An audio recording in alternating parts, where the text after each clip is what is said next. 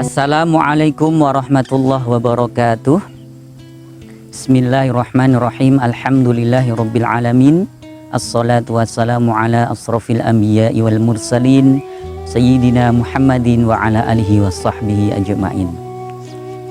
Pemirsa JYP TV yang dirahmati Allah, Allah subhanahu wa ta'ala di dalam surah Ar-Rum ayat ke-54 berfirman, Allahul ladzi khalaqakum min du'fin summa ja'ala min ba'di du'fin quwwah summa ja'ala min ba'di quwwatin du'fa wa syaibah yakhluqu ma yasha' wa huwal alimul qadir.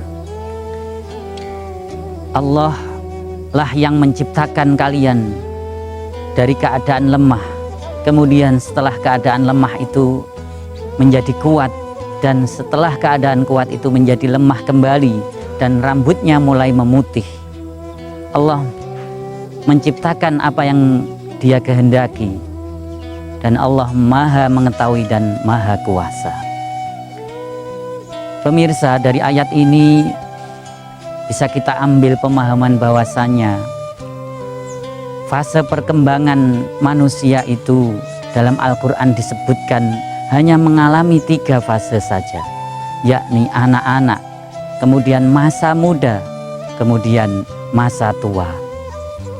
Tetapi dalam pemahaman masyarakat kita, dan kita pelajari dalam ilmu psikologi, betapa anak-anak itu ketika usianya sudah masuk belasan tahun, maka dia akan masuk masa yang namanya remaja, di mana dalam masa itu digambarkan hal-hal yang begitu menakutkan, hal-hal yang dikatakan sebagai krisis kehidupan anak-anak yang memasuki masa remaja itu. Mengapa ini terjadi? Sungguhnya ini memang benar terjadi, tetapi di negeri-negeri yang anak-anaknya tidak diajarkan dengan adab-adab Islam, dengan kewajiban-kewajiban sebagai seorang muslim, sehingga ketika memasuki usia muda mereka tidak sadar akan kewajibannya. Tetapi di negeri-negeri muslim atau di keluarga-keluarga yang sejak kecil anak-anak mereka telah diajarkan dengan adab-adab Islam, dengan kewajiban-kewajibannya sebagai seorang muslim, maka masa itu tidak akan menghampiri mereka. Setelah anak-anak mereka akan menjadi balik, dan di saat balik itulah mereka sudah memasuki masa taklif. Mereka sudah sadar akan kewajibannya, bahwa ada kewajiban-kewajiban sebagai seorang muslim yang diembannya.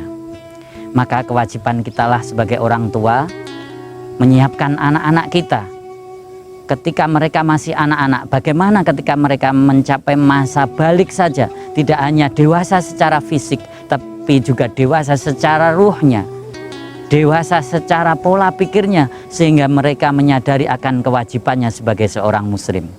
Mari kita kembali kepada panduan awal kita, yakni Al-Quran, yang telah menunjukkan kepada kita tentang bagaimana sebenarnya perkembangan manusia itu dari kacamata wahyu Allah Subhanahu wa ta'ala, sehingga dengan itu anak-anak kita akan menapaki kehidupannya dengan jelas, karena sebagai seorang muslim mereka telah memahami kewajibannya, yakni mengabdi, beribadah kepada Allah Subhanahu wa ta'ala.